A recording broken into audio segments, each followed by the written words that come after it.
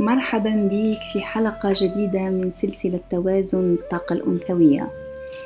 الحلقة اليوم هادية بسيطة ومباشرة للقلب.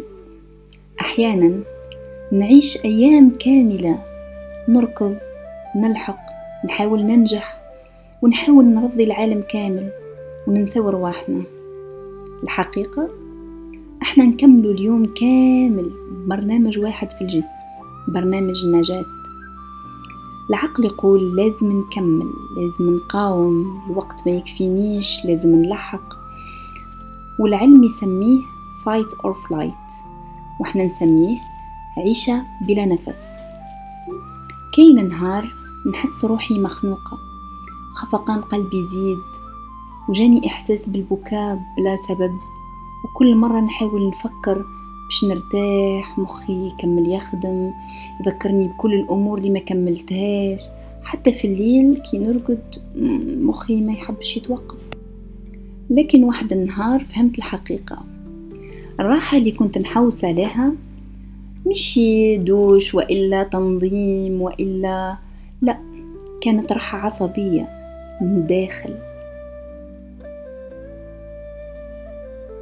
بديت نجرب فن السكون، يوغا، تأملات، ربع ساعة يوميا فقط، مش حاجة كبيرة، ندير فيها تنفس عميق بخانيك. داومت كل يوم كما يقولوا الدوام يحفر الرخام، وفجأة حسيت روحي صافية، مخي ما فيش أصوات مزعجة، نسيت كل الضغوط، نسيت التوتر. خذي نفس ببطء، دقيقتين، شهيق عميق، حبس نفس، زفير.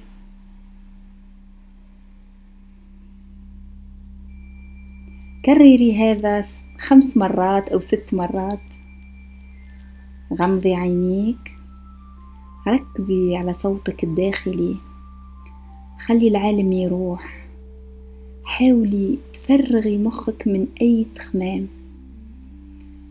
في اللحظة هذيك خمي في غابة فيها زقزقة عصافير، خمي في صوت المطر الخفيف، في رائحة التربة المنبعثة بعد المطر الناس كامل تحبها. أو ديري خرجة خفيفة بدون هاتف، مشي خطوة ورا خطوة، أو تمددي دقيقة على الأرض، تقعدي ولاحظني نفسك ثواني وتكلمي معاها وقولي بصوت داخلي أنا الآن بخير، تقدري ترتاحي. اهدري مع نفسك وقولي لها تقدري ترتاحي حتى ولو 5 دقائق. الاستمرارية تصنع المعجزات صديقاتي، تصنع المعجزات. نهار رجعت لروتيني، رجعت لأنوثتي، حسيت جسمي قاعد يرتاح، وطبقت كلمة طنش في حاجات ما تسواش، ربحت راحة بالي. كنت نشوف نفسي النسخة الهادئة اللي تتنفس، اللي تبتسم بلا سبب. هذه لحظة السكون الحقيقي. الجسم مرتاح، العقل هادي، الروح مطمئنة.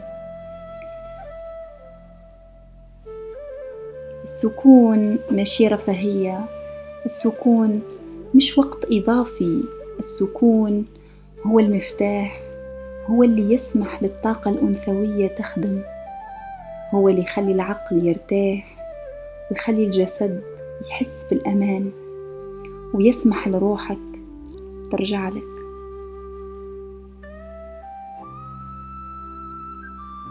ربي يعطيك الفرصة كل يوم، ربع ساعة كافية، لكن دايما باش ترجعي لنفسك لازم تسمعي لجسمك وتحبي روحك. أنت تستحقي السكون، أنت تستحقي الأمان والنسخة الهادية منك.